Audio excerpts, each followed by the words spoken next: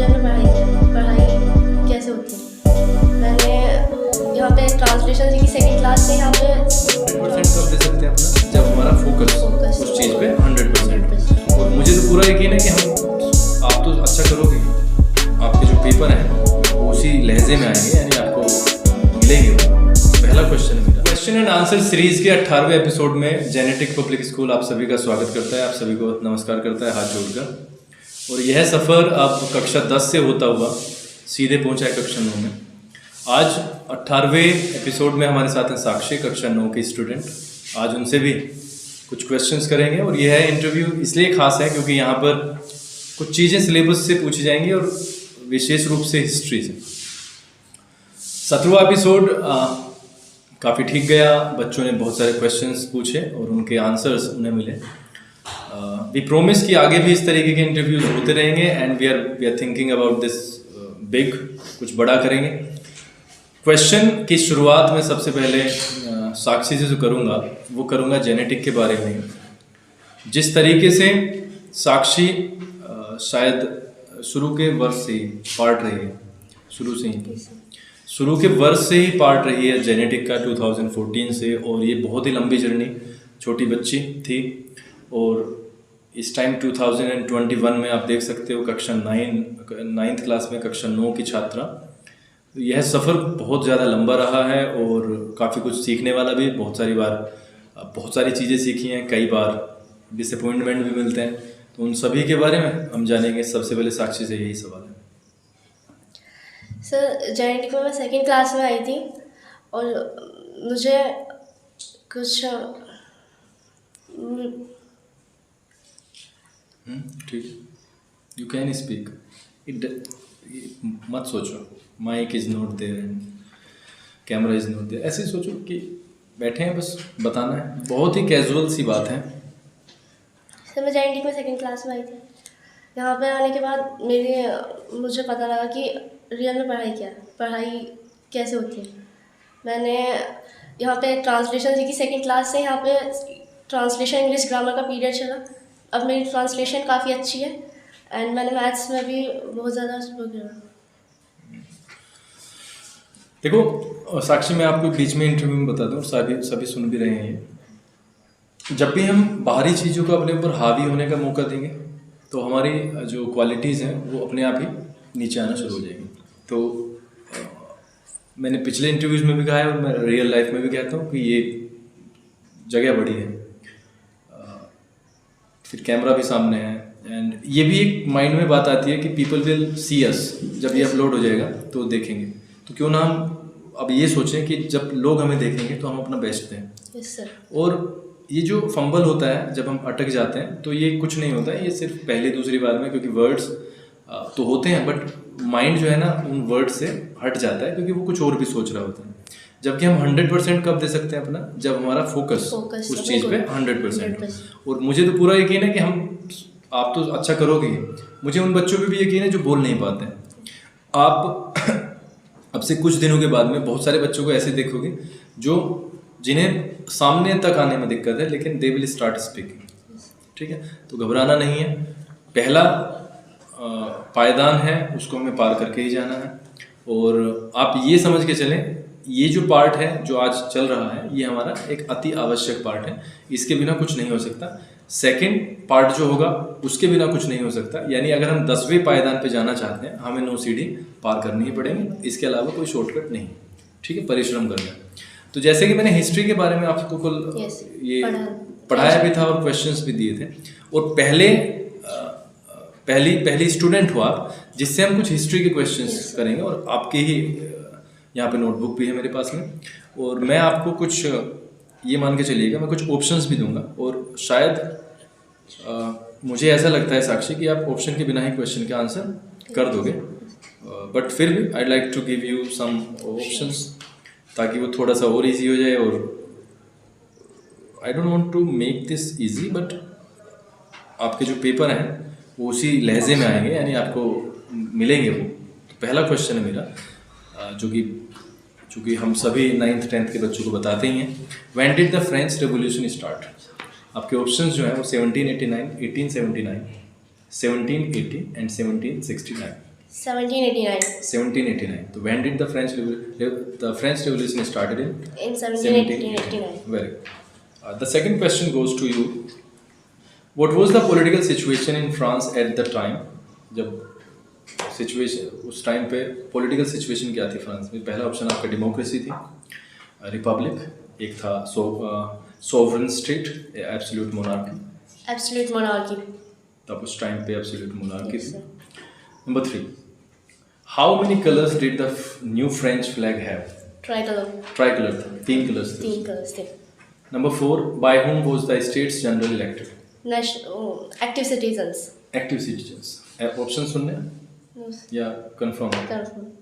What was the new name of the States General? National Assembly. National Assembly. National अच्छा, आपने एक बात की है कि आपको रियल एजुकेशन का पता चला. Yes, sir. When you came into genetic Yes. and you came to know about the real education, second class में I. थे आप, Yes. तो जब इतना सोचते थे, No, sir. after that you started thinking. Yes, मैंने सुना.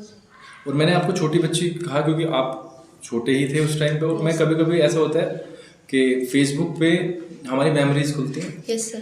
तो कोचिंग सेंटर का कभी कभी फोटो खुल जाता है Yes. जब हम प्रैक्टिस किया करते थे, and that's why I am saying it's a long journey. Sakshi, genetic ने हमेशा रियल चीज़ों के ऊपर फोकस करने की कोशिश की और Yes. रियल चीज़ें सिखाने की कोशिश की है. आपसे मैं सेकंड क्वेश्चन यही करूँगा कि अगर आपको कुछ ऐसा करना पड़े जेनेटिक के लिए कि सर अगर हम ये कर देते हैं तो it's going to be better, मतलब आज से कुछ बेहतर हो जाएगा, तो वो एक चीज़ क्या होगी जो आप चेंज कह सकते हैं या आप एडिशन कह सकते हैं कि सर ये चीज़ और ऐड हो जाए तो फिर और थोड़ा सा आप इस चीज़ को स्किप भी कर सकते हैं, आंसर भी दे सकते हैं. आंसर दोगे तो थोड़ा सा पता चलेगा कि क्या चाहते हैं एक स्टूडेंट.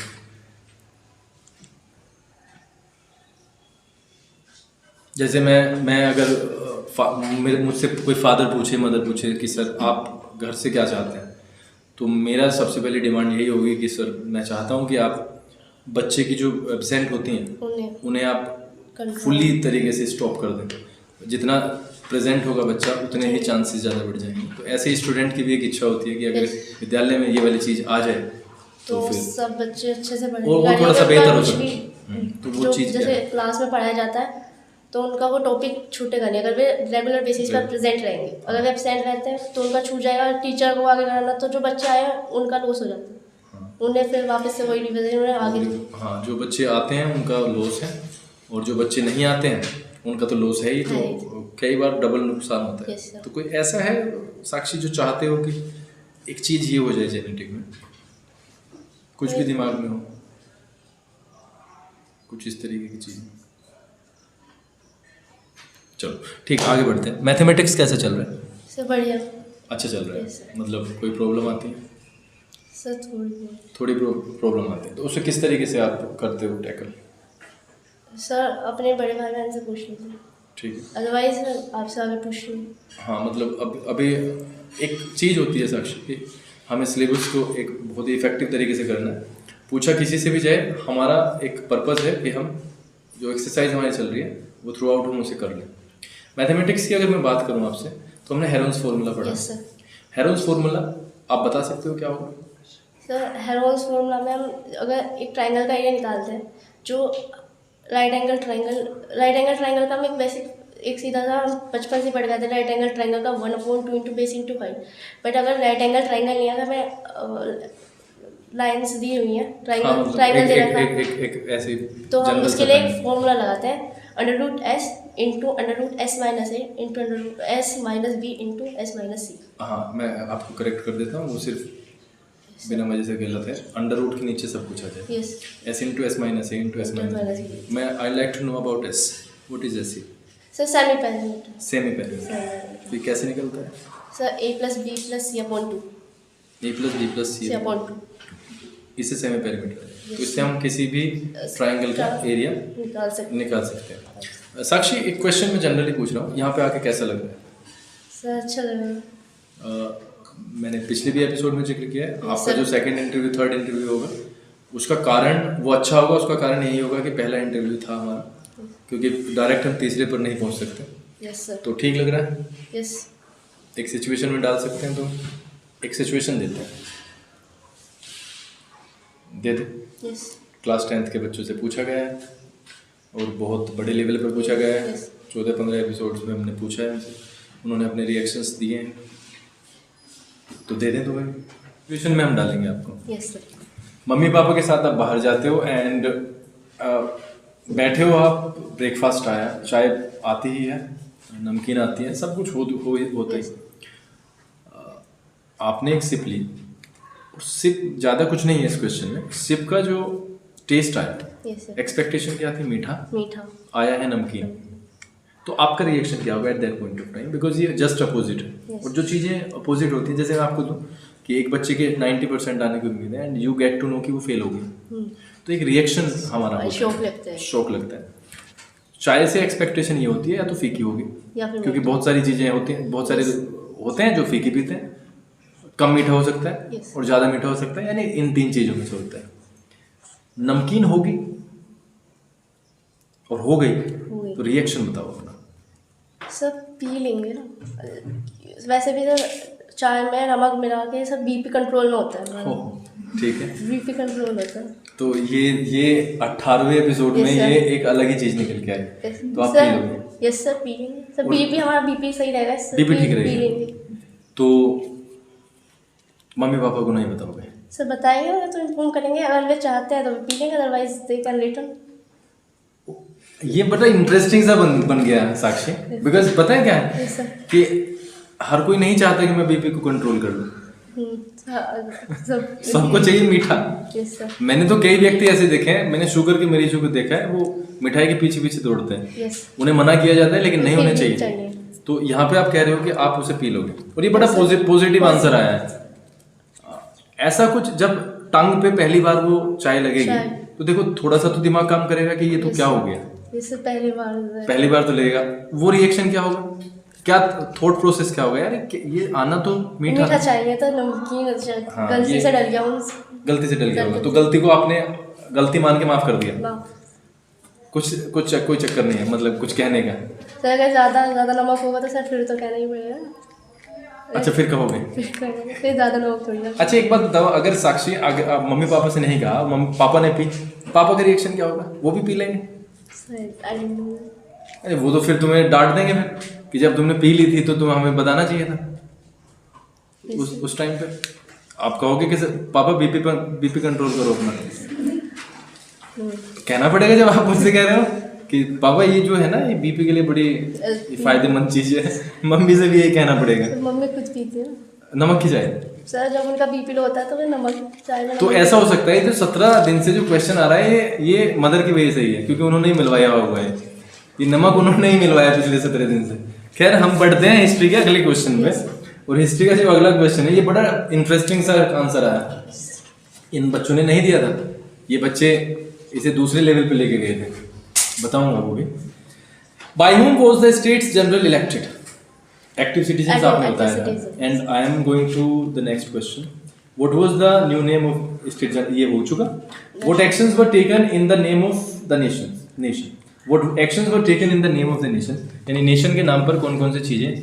हम्स वर कंपोज्ड, हाँ हाइम्स वर कंपोज्ड, ठीक है। मार्टर कम्युनिकेटेड, हाँ कमेमोरेटेड होगा, communicated and oaths taken, oaths taken, ठीक है। और कस्टम ड्यूटीज वर अबोलिश्ड, एबोलिश्ड, कस्टम ड्यूटीज वर एबोलिश्ड। एबोलिश एक शब्द है जो, एबोलिश का मतलब होता है बैन करना, खत्म कर देना, तो एक अच्छा वर्ड है, रेगुलर बेसिस पे यूज होने वाला शब्द है। The next question is for you, what type of administration system was set up? Centralised administrative system, centralised administrative system, administration system. Yes तो आपने ये अच्छे से किया, यस सर। एग्जाम में क्या तैयारी चल रही है, कैसे कर सकते हो?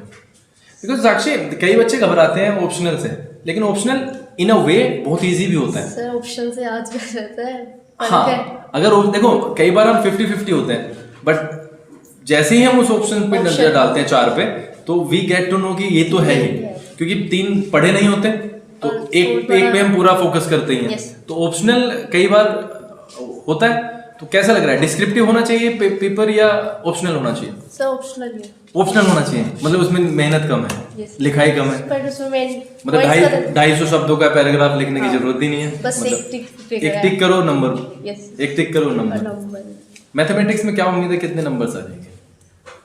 सर और कितने आ जाएंगे? 90, 85, 95, सर 90 अबव भी आ जाए। 90 अबव की उम्मीद है पूरी। Yes sir. अच्छा, हमें लाइन्स एंड एंगल्स हम करने का प्रयास कर रहे हैं। पिछली बार हमने की थी, मेहनत Yes, से sir. की थी, लेकिन पिछली बार मैंने भी उस तरीके से आपको परेशान करना नहीं चाहता क्योंकि पहली बार होता है तो इसलिए। लेकिन अब की बार जैसे लाइन्स एंड एंगल्स हमने स्टार्ट किया तो कितना कंफर्टेबल महसूस कर रहे हो? सर अब पहले से ज़्यादा बेटर समझ में आ रहा है। पहले से ज़्यादा बेटर Yes, समझ sir. में आ रहा है, मतलब Sure. पता चल गया लीनियर Yes, पेयर sir. का, Linear pair जैसे बाइसेक्शन Sir. पॉइंट, बाइसेक्टर का, सब कुछ पता चल रहा है। लास्ट क्वेश्चन है आपसे, यस सर। मैं आपसे ये जानना चाहता हूँ कि आगे चल के 2 साल के बाद में आप इंटर में आ जाओगे, Yes, sir. 2-3 साल में क्या प्लानिंग है आगे की, इंटर के बाद की करियर में क्या करना है? सर बीएससी करें। बीएससी करनी है, उसके बाद में मतलब अपने आप को कहाँ पे देखते हो कि ये बनना चाहते हो? Sir I want to become an IAS officer. IAS civil officer. Service exam clear करना। तो परेशान करोगी जनता को? No sir. नहीं करोगे, मतलब मेहनत से करना है। नहीं। जनता को तो परेशान नहीं है, बिकॉज बहुत सारे आईएएस ऑफिसर यस सर। परेशान करते हैं, तो एक ईमानदार आईएएस बनना- ऑफिसर बनना। नेताजी दबाव में रखते हैं आईएएस Yes. ऑफिसर्स को, कैसे क्या हो सकता है? नेताजी की तो वैसे क्वालिफिकेशन भी हायर होती है ना आईएएस से। यस क्वालिफिकेशन तो सर कैसी होती है नेताजी की हायर? वो होती ही नहीं, क्वालिफाइड ही नहीं होते, लेकिन वो फिर भी आईएएस को वो करते हैं, जैसे कि हम अखबार में पढ़ते हैं। अगर ऐसी सिचुएशन में फंस जाते हो तो क्या करोगे? दूसरा रास्ता अपना लोगे, गंदे वाला, नो सर। मतलब रिश्वत वगैरह का गलत रास्ता, मतलब ईमानदारी से ही चलोगे। Yes sir. अच्छा लगा यहाँ पे आके। Yes sir. सेकंड इंटरव्यू आपका जल्दी ही शेड्यूल करेंगे, Yes. बहुत ही जल्दी, मतलब एक्सपेक्टेशन से जल्दी, ठीक है? Yes sir. 18वें एपिसोड में हमने साक्षी से बहुत सारी चीज़ें सीखने की, जानने की कोशिश की, और मैं आपसे एक बात यहाँ पर कहना चाहूँगा। जैसे मैंने पिछले 17-18 इंटरव्यू में कहा है, कल मुझे 2 कमेंट आए थे, मैंने वो रिमूव किए, और मैं उन जैसे लोगों से ये कहना चाहता हूँ कि एक बार एक अकेले कमरे में जाके और माइक को सामने यहाँ पे लगा के और कैमरा ऑन करके देखो, अगर 20 सेकंड बोल पाए तो आप ये देख लेना कि आप कैपेबल हो। Otherwise I like to tell you कि इस तरीके के कमेंट मत किया करो, बिकॉज हमारा सबका एक ही लक्ष्य है कि बच्चों की हिम्मत बढ़ाई जाए, ना कि तोड़ी जाए। बहुत बहुत धन्यवाद आपके समय के लिए। आगे के एपिसोड में एक नए स्टूडेंट से यहाँ पर मुलाकात होगी। आपका जीवन मंगलमय हो और आप सभी की सफलता के लिए प्रार्थना।